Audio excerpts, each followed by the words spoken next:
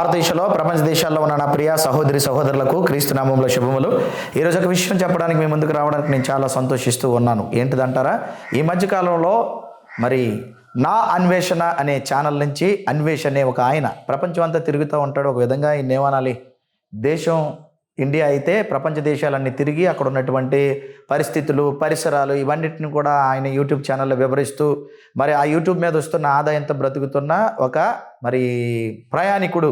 ఇంకా గట్టిగా మాట్లాడితే మన ఇండియాని వదిలేసి ప్రపంచం అంతా తిరుగుతున్న దేశదెమ్మరి ఈయన మరి ప్రపంచం అంతా చూచి అక్కడ ఉన్న పరిస్థితులు, అక్కడ ఉన్నటువంటి సంస్కృతులు, అక్కడున్న ఆ వింతలు విశేషాలు చెప్తే బాగున్నా. కానీ ఈ మధ్యకాలంలో ఏం చేశాడంటే మరి బైబిల్ గురించి లేదంటే క్రిస్టియానిటీలో ఉన్నటువంటి పరిస్థితుల గురించి అసందర్భ ప్రలాపన ప్రేలి తప్పుడు వ్యాఖ్యానాలు చేసి లేదంటే ఆయన నోట విరోచనాలు అనొచ్చేమో వాటిని చేసుకున్నప్పుడు క్రైస్తవులు చాలామంది మరి నా బోటి వారు కొన్ని మాటలు చెప్పి బుద్ధి చెప్పారు.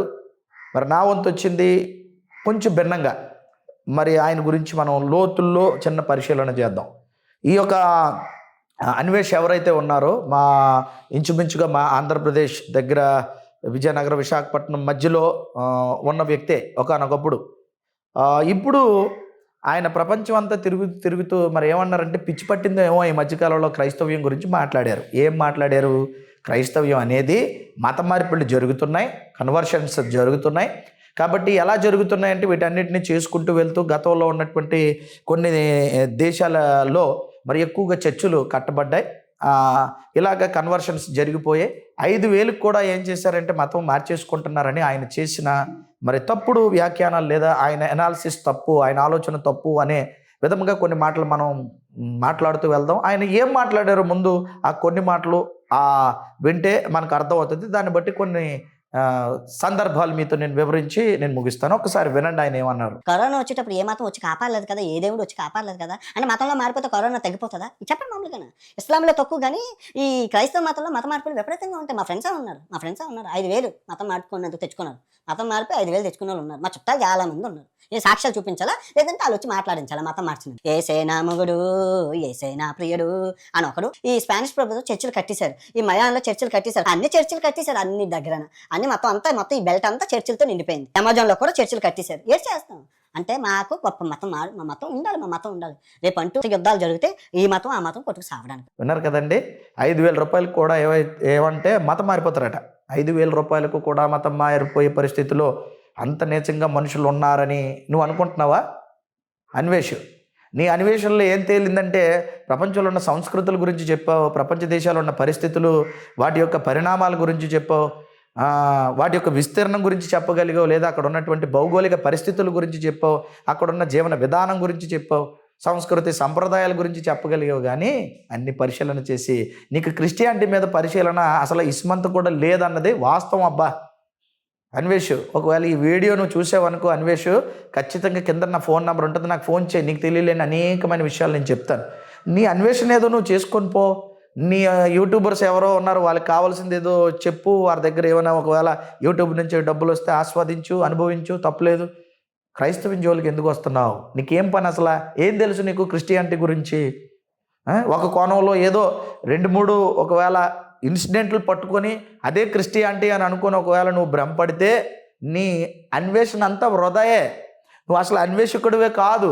నువ్వు తప్పుడు సమాచారాన్ని క్రిస్టియానిటీ గురించి తెలుసుకున్నావు, ఇచ్చావు లేకపోతే. కాబట్టి నువ్వు ఖచ్చితంగా ప్రపంచాన్ని అంతా అన్వేషించడం మానేసి ఒకవేళ క్రిస్టియానిటీ గురించి అన్వేషించడం ప్రారంభించు. క్రిస్టియానిటీ మీద రీసెర్చ్ చేయి. లేదంటే క్రిస్టియానిటీ ఎక్కడెక్కడ ఎలా మరి ప్రారంభమైందో, క్రిస్టియానిటీలో ఎలాంటి మార్పులు వచ్చాయో, క్రిస్టియానిటీ ప్రపంచాన్ని ఎలా ప్రభావితం చేసిందో, క్రిస్టియానిటీ వల్ల ఎన్ని జీవితాలు బాగుపడ్డాయో, క్రిస్టియానిటీ వల్ల ఎన్ని బ్రతుకులు సరిపడ్డాయో, లేదో వారి జీవితాలు ఒక మంచి స్థితిలో ఉన్నాయో నీకు తెలుస్తుంది. అందులో నేను ఒకడినే. ఒకప్పుడు నువ్వు అన్నావు చూసావా, కన్వర్షన్ మారిపోయాను, నేను కూడా మారినోడ్నే, నేను కూడా మార్పు చెందినోడ్నే. కాకపోతే నేను మతం మార్చుకోలేదబ్బా. నేను యేసుక్రీస్తుని ఎరిగి నా జీవితాన్ని మార్చుకున్నాను. నేను కూడా హిందువుని. నేను కూడా ఒకప్పుడు అన్వేష్, నీకు తెలియని విషయం చెప్తాను. ఒకవేళ నా గురించి ఏమైనా అన్వేషణ చేయాలనుకుంటే నాకు ఫోన్ నెంబరు నాది ఉంది, చెయ్యి. నా బోటి వారు చాలామంది ఈ లోకంలో ఉన్నారు. వారందరినీ మార్చగలిగిందే క్రిస్టియానిటీ ప్రేమ. తెలుసా నీకు? ఈరోజు కూడా ఎన్నో హాస్పిటల్స్ కట్టారు, ఎన్నో స్కూళ్ళు నిర్మించారు. ఇప్పటికీ నీకు తెలిసేమో కదా, వైజాగ్లో మరి పెద్ద హాస్పిటల్ ఉంటుంది, దాని పేరు కింగ్ జార్జ్ హాస్పిటల్. క్రిస్టియన్స్ కట్టిందే అది. దాని ఎదురుగానే పెద్ద ఈ కలెక్టరేట్ ఉంటుంది, పెద్దది కలెక్టర్ ఆఫీస్ ఉంటుంది. మరి అది కూడా క్రిస్టియన్స్ నిర్మించిందే. ఇప్పటికీ కూడా మరి నువ్వు గోదావరి మీద వెళ్తుంటావు కదా, గోదావరి బ్రిడ్జ్ మరి ఎవరు కట్టారంటావు? ట్రైన్ వెళ్ళడానికి కానీ, లేకపోతే అనేకులకి నీరు రావడానికి కాటన్ మరి దొరగారు ఎవరైతే ఉన్నారో, కాటన్ దొర, ఆయన ఆ యొక్క బ్రిడ్జిను లేకపోతే ఆ నీటిని నిల్వ చేయడానికి ఆ యొక్క బ్యారేజీల్ని కట్టడం జరిగింది. మరి ఇదంతా ఎవరు చేశారు? క్రైస్తవులు కదా. ఈరోజు ప్రపంచంలో ఎన్నో ఆవిష్కరణలను చేసింది క్రైస్తవులే కదా. నువ్వు వాడుకుంటున్న డిజిటల్ దగ్గర నుంచి ఇంకా చాలా చాలా పెద్ద పెద్ద మనం వాడుకుంటున్న పరికరాల వరకు అవన్నీ ఎవరు కనిపెట్టారు, ఎవరు తయారు చేశారు, ఎవరి వల్ల వచ్చింది? మరి వారందరూ యేసుక్రీస్తుని నమ్మిన వారే కదా. ఆలోచించి ఒకసారి, ఏం మాట్లాడుతున్నావు నీకు అర్థమైంది? నువ్వు లోతుగా అన్వేషణ చేయి. ఎవడో 5,000 రూపాయలకి మరి మత మార్పిడి జరిగిపోయిందని నువ్వు మాట్లాడు. ఎంత తప్పు మాట మాట్లాడావు నువ్వు. దీనికి ఖచ్చితంగా క్రైస్తవ ప్రపంచానికి నువ్వు క్షమాపణ చెప్పాలి అన్వేష్. లేకపోతే మాత్రం నీకు ఖచ్చితంగా క్రైస్తవ ప్రపంచం నుంచి క్రైస్తవ దేశాలే తిరుగుతున్నావు. అక్కడ ఎవరైనా క్రైస్తవులు ఉంటే అన్వేషణ గట్టిగా పట్టుకోండి. క్రైస్తవ్యం మీద ఎలాంటి మాట్లాడాడు, అన్ని దేశాలు తిరుగుతుంటాడు. ప్రపంచంలో క్రిస్టియన్ దేశాలు ఎక్కువగా తిరిగాడైనా. మరి ఆ దేశాలను పట్టుకోండి దయతో. ఆ దేశస్తులు లేదంటే అక్కడున్న మన తెలుగువారు, అక్కడున్న క్రైస్తవులు ఎవరైతే ఉంటారో, ఈ అన్వేష్ ఎక్కడైతే కనబడుతుందో పట్టుకొని అడగండి, క్రైస్తవ్యం గురించి నీకేం తెలుసు అని. పట్టుకోవాలి ఖచ్చితంగా. ఎలాంటి వాడిని? ఏదో 4 డబ్బులు ఎవడో ఇచ్చి ఉంటాడు నీకు. అబ్బా, నాకు తెలిసి ఎవడో నీకు 4 డబ్బులు ఇచ్చి ఉంటాడు, ఇష్టం వచ్చినట్టు మాట్లాడావు. అవునా, 5,000 రూపాయల కోసం మారిపోయారని ఎవరినో మతం మారిపోయాడని అంటున్నావు. అసలు నువ్వెవడవయ్యా ఆడు మతం మారితే అడగడానికి? ఆడిష్టం మారుతాడు, నా ఇష్టం నేను మారుతాను. నువ్వెవడో అడగడానికి? నీకేం పని? నీకేమైనా క్రిస్టియానిటీ గురించి తెలిసి అప్పుడు మాట్లాడడానికి ఏమైనా కూర్చొని చర్చించగలవా? ఏమైనా అవగాహన ఉందా నీకు? నేను పిలుస్తున్నాను. నువ్వు ఎప్పుడైనా ఒకవేళ ఇటుపక్క మరలా దేశం అంతా తిరుగుతావు, సగం వయసు ఎక్కడ అయిపోయింది, బుర్ర మీద బొచ్చు అంతా ఊడిపోయింది నీకు. అవునా, బుర్ర మీద బొచ్చు ఊడిపోయి సగం వయసు అయిపోయింది నీకు. ఇంకా ఏం జరిగిందో నీ జీవితంలో నీకే తెలుసు. నేను మాట్లాడను. అన్నీ వదులుకొని ఒంటరిగా దేశదిమ్మరగా తిరుగుతూ ఉన్న నీకు క్రిస్టియానిటీ గురించి ఎందుకబ్బా? ఎందుకు తేనె తొట్టలో ఏని పెడతావు నువ్వు? నాలాంటి తేనెటీగలు చుట్టూ ఉన్నాయి క్రిస్టియానిటీని రక్షణ కవచంగా కాపాడడానికి. ఏదో ఒక ఈగ కుట్టేస్తుంది. ఏ ఈగ ఇటు చాలామంది కుట్టాయి, నీకు చాలా ఈగలు కుట్టేశాయి. చాలామంది వచ్చి గట్టిగా నీకు మొట్టికేలు పెట్టారు. ఇప్పుడు నా వంతు వచ్చింది. ఇప్పుడు నేను అడుగుతున్నాను, నువ్వు ఎప్పుడైనా ఒకవేళ మరి వైజాగ్ విజయనగరం మధ్యలోనే నీ ఇల్లు అని చెప్పావు కదా, నువ్వు వస్తే నా స్టూడియోకి పిలుస్తాను, నువ్వు వచ్చి కూర్చుంటే క్రిస్టియానిటీ మీద నీకున్న అవగాహన ఏంటో మన ఇద్దరు చర్చించుకుందాం. రెడీయేనా? రాగలవా? మాట్లాడి పారిపోవడం కాదు, నీకు ఆ సత్తా ఉండాలి కదా. నువ్వు అన్వేషకుడివి కదా, బాగా అన్వేషణ చేసేవాడు. నీ పేరు కూడా అన్వేషే కదా, నీ ఛానల్ పేరు నా అన్వేషణ కదా. నీ అన్వేషణలో క్రిస్టియానిటీ గురించి నీకు ఏం తెలుసు చెప్పు? ఎన్నో స్కూళ్ళు కట్టారు, మిషనరీ స్కూళ్ళు ఉన్నాయి, ఈ రోజుకి చదువుకుంటున్నారు పిల్లలు. అక్కడ ఎవరు మతం మారిపోండి అని ఎవరు అనరు. స్కూల్కి వచ్చిన వాళ్ళందరూ కూడా హిందూ పిల్లలు చాలా ఎక్కువగా ఉన్నారు. మన భారతదేశానికి మరి మహానుభావులైనటువంటి గొప్పవారు ఈరోజు క్రిస్టియానిటీ నుంచి రాబట్టికే ఈరోజు స్కూల్స్ నిలబడ్డాయి.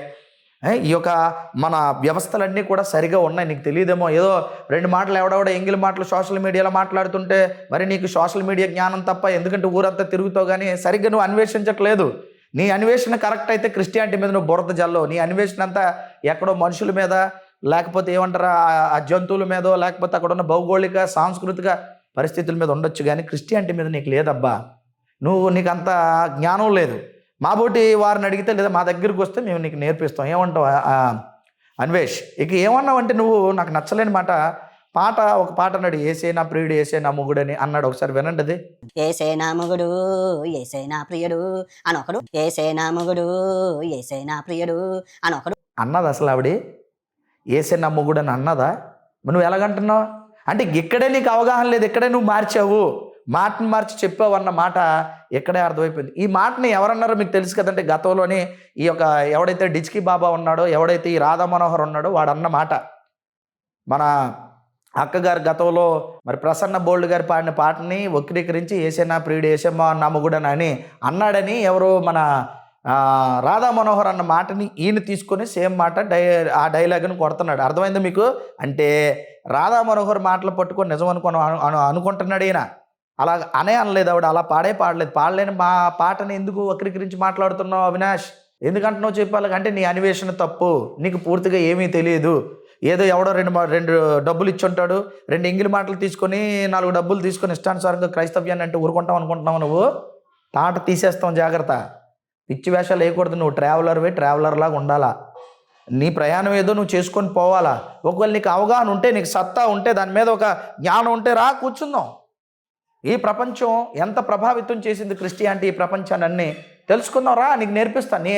నీ అన్వేషణలో నీకు దొరకనివి, నీ అన్వేషణలో నీ దగ్గరికి రానివి, నీ అన్వేషణలో నీ బుర్రకి తట్టనివి ఎన్నైతే ఉన్నాయో మేము అన్వేషించినవి, క్రైస్తవ్యంలో మేము అన్వేషించినవి, మాకు తెలిసింది మీకు చెప్తాం రా.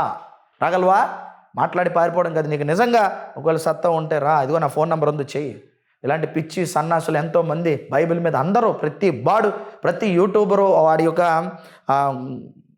పరిస్థితి ఒక గొప్ప స్థితికి వెళ్ళిన తర్వాత ఖచ్చితంగా ఈ మధ్యకాలంలో క్రిస్టియానిటీ మీద పడి ఏడుస్తూ మాట్లాడుతున్నారండి ప్రతి యూట్యూబరు.